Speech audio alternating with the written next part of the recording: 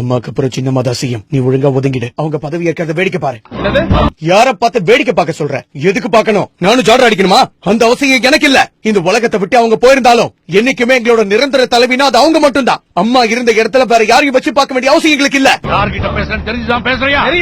என் தங்க தலைவி இந்த உலகத்தை விட்டு போன அடுத்த 5வது நிமிஷம் கண்டவ கால்ல விழுந்து இன்னும் எழுந்துக்காம இருக்கவங்க தானே நீங்க. அவங்க இடத்துல வேற ஒருத்தர் இருக்கிறத என்னால ஏத்துக்க முடியாது. என்னைக்குமே என்ன பொறுத்த வரைக்கும் நிரந்தர தலைவி அவங்க தான். இன்னைக்கு இவ்வளவு பேசுற நீயும் ஒரு காலத்துல கூனி குறுகி கால்ல விழுந்துதான் பொழப்பு நடத்தணுங்கிறத மறந்துடாத. எங்களுக்கு உனக்கும் பெரிய வித்தியாசம் இல்ல. ஒருத்தங்க மேல பாசம் வச்சு மரியாதைக்காக கால்ல விழுறதுக்கும் பதவிக்கு ஆசைப்பட்டு கண்டவங்க கால நக்கிறதுக்கும் ஏகப்பட்ட வித்தியாசம் இருக்குவே. உங்களை மாதிரி கேவலமான ஜென்மம் நான் கிடையாது. இங்க இருக்கிற பல பேரு அம்மா அம்மா சும்மா வாய் வார்த்தையா சொல்லிருப்பாங்க. ஆனா நான் அப்படி கிடையாது. அவங்க பேரை என் இதயத்துல வச்சிருக்கேன். என்னைக்கும் இது இங்க இருந்து போகாது.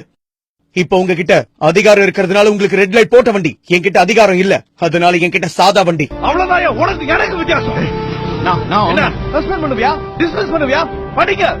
5000 ரூபாய் இருந்தா காய்கறி கடை வைப்பேன்.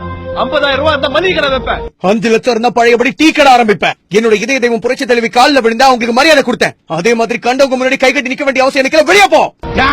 இப்ப கட்சி மொத்தமும் எங்களோட கண்ட்ரோல்ல இருக்கு.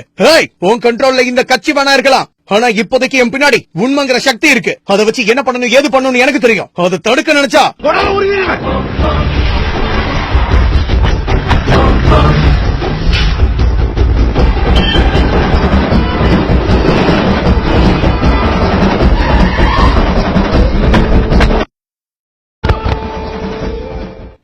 பாக்குற எதிர்பார்க்கல. மிக்சர் மட்டும் சாப்பிட வாய திறக்கிறவன் உண்மையை சொல்றதுக்கும் வாய திறப்பான்னு நீ நினைச்சு பாக்கல. ஓரத்துக்கே வந்திருக்கேன். எங்க செய்யு செய்யு. 2 வாட்டி சிஎம் இருந்தா நீ என்ன பெரிய பல்பா? எனக்கு இப்ப கட்சியில அதிக செல்வாக்கு இருக்கு. அதை வச்சு இப்பவே நான் சிஎம் ஆற பாக்குறியா? நாங்க நினைக்க மாட்டோமா? இது வரைக்கும் நான் ஆசையப்படாம 2 தடவை தானா எனக்கு சிஎம் பதவி கிடைச்சிருக்கு.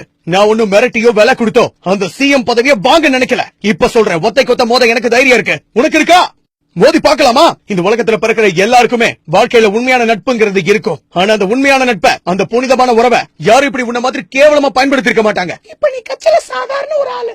உன்னால என்ன பண்ண முடியும்? அதே நான் நினைச்சேன்னா 10 நிமிஷத்துல உன்னை பதவியில இருந்து தூக்க முடியும். தூக்குவ தூக்கு. அதாவே எனக்கும் வேணும். என்ன பதவியில இருந்து தூக்கிட்டீனா என்ன பார்த்து நீ பயந்துட்டேன்னு அர்த்தம். அப்படி பயந்துட்டேன்னா நான் ஜெயிச்சுட்டேன்னு அர்த்தம். ஓபிஎஸ் இதுக்கு முன்னாடி எதுக்கும் வாய் திறக்காம இருந்து பாத்திருப்ப. கூனி குறுகி நின்னு பாத்திருப்ப. ஏன் டீ கடையில நின்னு டீ ஆத்தி கூட பாத்திருப்ப. கம்பீரமா அம்மா சமாதியில தியானம் பண்ணி பாத்திருக்கியா? உண்மையான கண்ணீரோட வெறித்தனமா பேட்டி கொடுத்து பாத்திருக்கியா? ஒரே பேட்டியை கொடுத்து ஓவர் நைட்ல ட்ரெண்ட் ஆக தெரியும் எனக்கு. சக்கர பொட்டலத்துல இருந்து டீ ஆத்திர கிளாஸ் வரைக்கும் கையில பிடிச்சு வளர்ந்தவன்டா. அவ்வளவு சீக்கிரம் யாருக்கிட்டையும் கை நீட்டி நிக்க மாட்டேன். கை கட்டி நிக்க மாட்டேன். இது வரைக்கும் போய் சொல்லி பித்தலாட்டம் பண்ண அரசியல்வாதியை தானே நீங்க எல்லாரும் பாத்திருக்கீங்க. உண்மையை தைரியமா பேசுற அரசியல்வாதியை பார்த்தது இல்ல. அத பாத்தீங்க நீங்க தாங்க மாட்டீங்கடா. கூடிய சீக்கிரமே முழு உண்மையை வெளியே சொன்னா என்ன நடக்கும்னு நீங்க எல்லாரும் பார்க்க போறீங்க. இப்ப சசியை சந்திச்சு விசிட்டிங் கார்டு வாங்க வந்திருக்கேன். வணக்கம் ஓபிஎஸ். என்ன மதிக்காம